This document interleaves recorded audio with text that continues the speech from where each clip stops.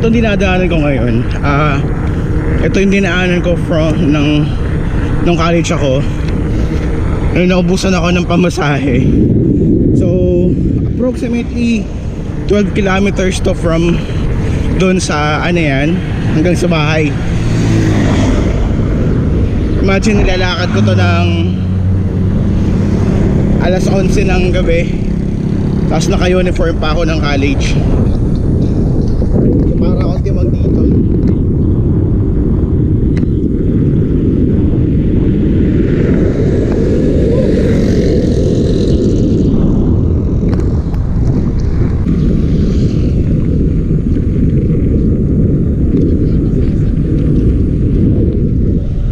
Yun, masarap yung pansit doon. Mura lang, 15 pesos. Nasa Himao na tayo. Sa around 5 kilometers galing sa bahay.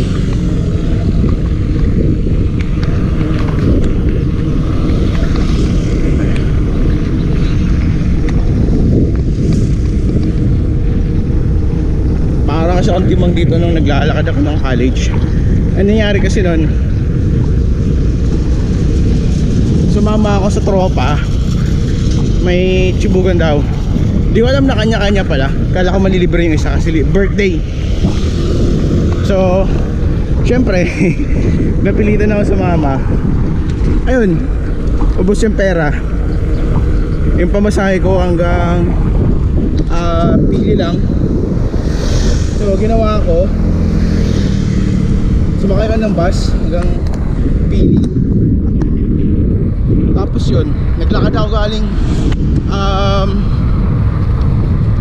ano yan, hanggang sa Ocampo.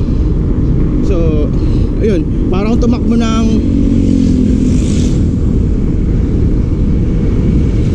10 kilometers din. Then the 12. Next time kayo, pag may nagkayayaan, siguro din yung may extra kayo para walang lakaran.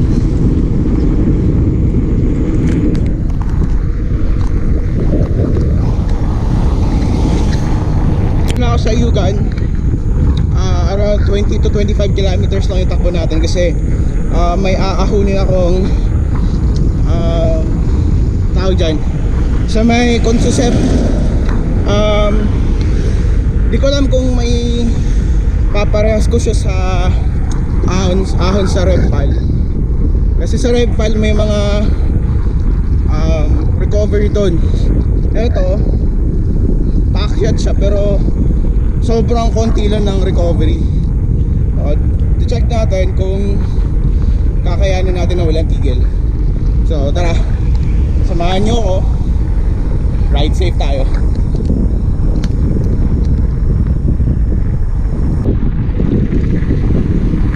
Yan, ito na yung papasok sa may sa amin.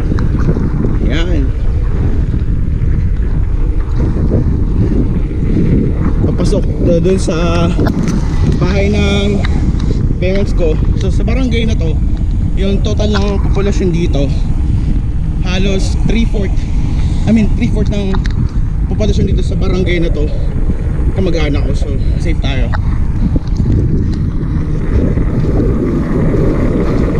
Ayan, buong barangay La Purisima. So kilala ko na itong mga to. Safe tayo dito mga tol.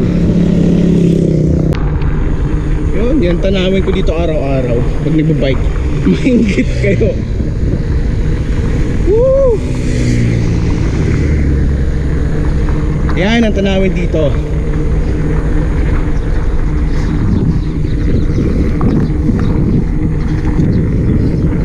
Yan yung Mount Isarog. So habang nandito ako sa Bicol, lagi nyo makikita yan sa vlog ko.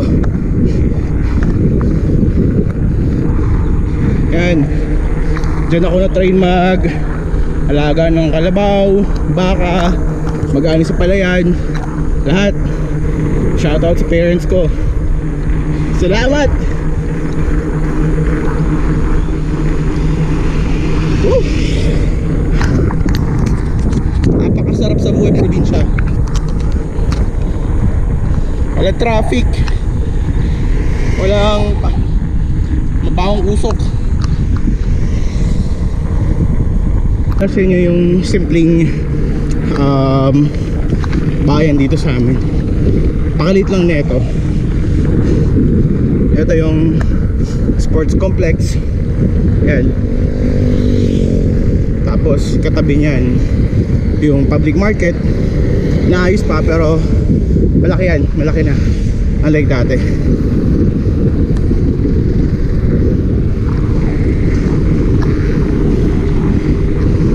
Tapos dito graduate ng elementary. Yan. Campus Central. Yeah boy. Shoutout sa mga teacher dito.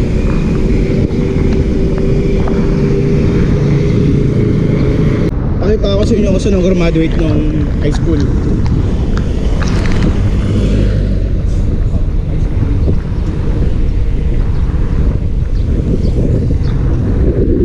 Dito graduate ng high school. Puro kami dito kalokohan. Tapos diyan sa likod na yan, nakikita nyo, may ginawa kaming butas dyan para daanan. Mga pag-cutting classes. O, ginagawa namin yun during sa 80, kasi sa 80 officer ako eh. Binubutas namin yung likod onti-onti para may daanan yung mga nagka-cutting classes, which kami lang yung nakakaalam. Cutting classes kung saan pumupunta. So daming memories na bumabalik dito. Nakakatawa lang. Tapos dito sa part na to, dito ako nadali sa motor. Second life, I think. Kasi yung itong dalawang punong to, yan, lalo na yung punong na yan, diyan ako bumangga na nakamotor. Sabi nung nakapulot sa akin, wala na daw akong malay. Kala nga nila patay na ako kasi puro dugo na yung helmet. So thank you Lord. Ito pa ako ngayon nagpa-vlog, nakapag-bike. Second life. Yung injury ko lang na nakuha is putol yung collarbone. And nasundan nung nag-bike ako sa Manila na. So ayun, nakakatawa lang.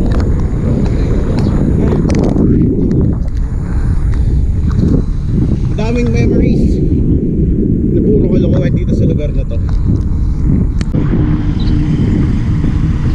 Ah shit.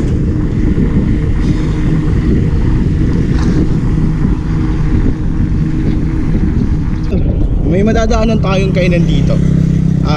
Lugar na to is Pinit Ocampo. Isa to sa pinakamasarap na kinalasan dito sa bayan na to. Ayan.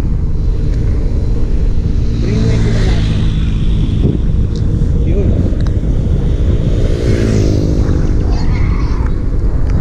Isa yun sa pinakamasarap na kinalasan dito sa bayan namin. So may dadaan dito. Stop over kayo dun. Sarap na pagkain.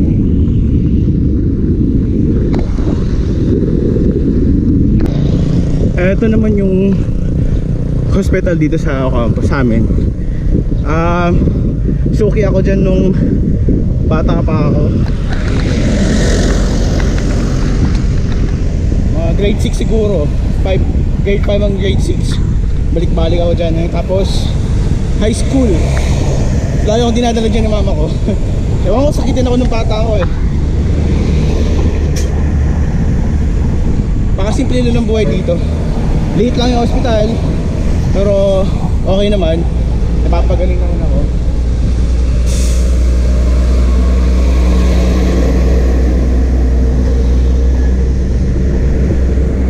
Tapos isa sa pinaka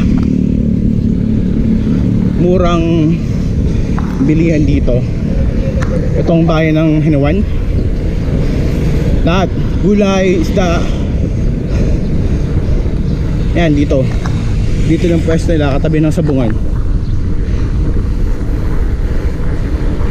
Amoy tuyo, sarap. Yan, mura lahat ng paninda dyan.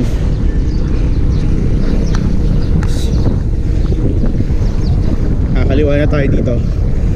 puntang Consusep.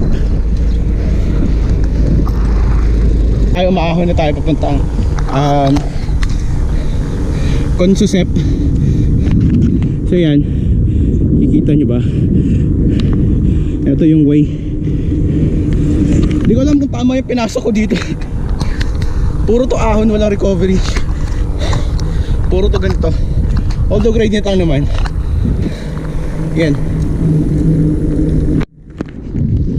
Meron din ditong bamboo farm.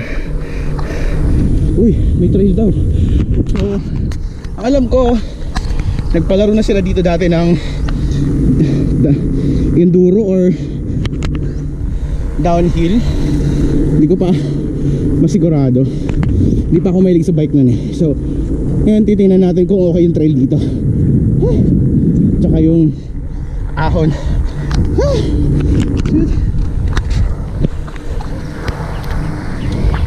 Yan, babait ang mga local dito. Diyos ko po, tama ba't ang pinasok ko? Isorog. Tapos from dito, ako lang kung makikita niyo yung falls. Ang taas niyan. So last na napuntahan ko yung falls dyan 20 years ago. Yan. Grabe. Puro ahon. Good morning, sir.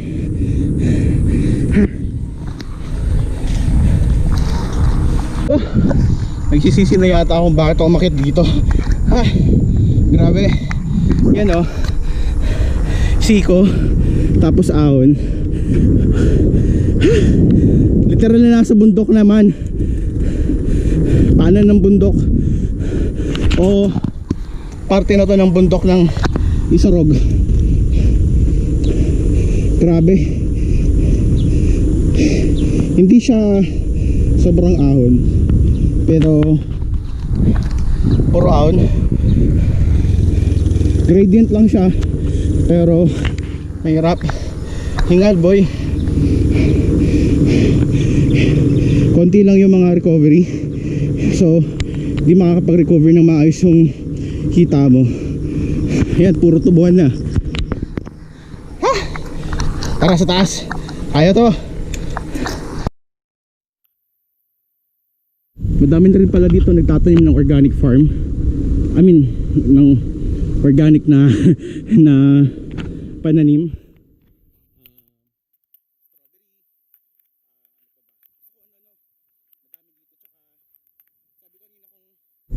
May mas murang bilihan dun sa baba nito sa Hanawan. Mas mura dito kasi naalala ko dati yung sinasama sa tinola, hindi yung papaya, yung isa. Basta yun, bahala na kayo. Nabili ko lang dito ng isang sako worth of 50 pesos. So yun, binigyan ko ng 100 kasi sobrang dami nun para sa 50 pesos. Sobrang mura naman mga gulay dito. Tapos saging, isa nga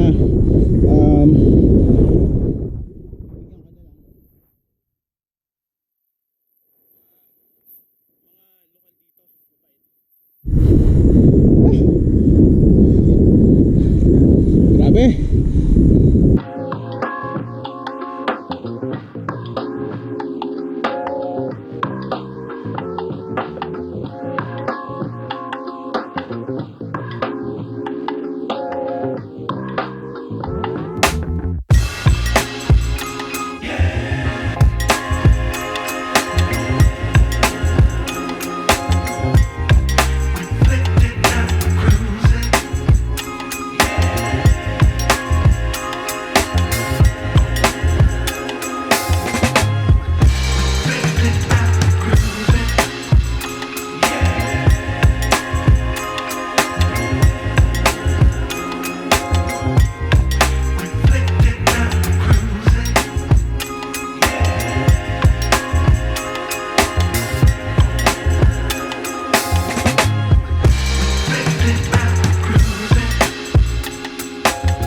O sa Manila kasi puro usok ng sasakyan, traffic, daming siraulo ng driver. Pero ito yung pinagpaguran natin kanina umakyat. Ito yung view. Pakita ko sa inyo. Yan. Yan na yung Mount Isorog. Literal na nasa paa na tayo. Tapos ito yung sa kanan ko. Yan. Tapos ayan yung Mount Asog, Mount Iriga. Doon tayo sa baba galing. Ewan ko kung nakikita nyo. Yan. So sabi nun sa baba yung si Malagyan eh. Pero tingin ko sa tingin ko lang nasa 5 kilometers galing dun sa baba paakyat dito sa lugar na to. So saan pa tayo pupunta? Yan, dyan sa part na yan. Palobat na kasi yung GoPro ko, so hindi ko na charge kagabi. Hindi ko alam kung may nakukuha pa akong scene mamaya doon. So tingnan lang natin. Pero so far ito yung lugar kung saan ako pupunta. I mean, ito yung lugar na gusto ko puntahan sa pagbibisikleta. So gusto ko na araw-arawin to kasi ang sarap pumahon. Although nakakapagod talaga, pero pag nagkaroon tayo ng enough training, magiging maganda yung outcome ba yun or output or yung kalalabasan ng training. So yan, stop over muna tapos ko ano ng scenario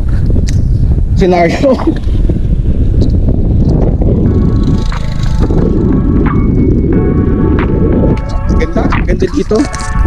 Yan o, literal. Eh boy, sana magpalaro dito ng enduro or downhill. Kaya sarap, ang ganda dito.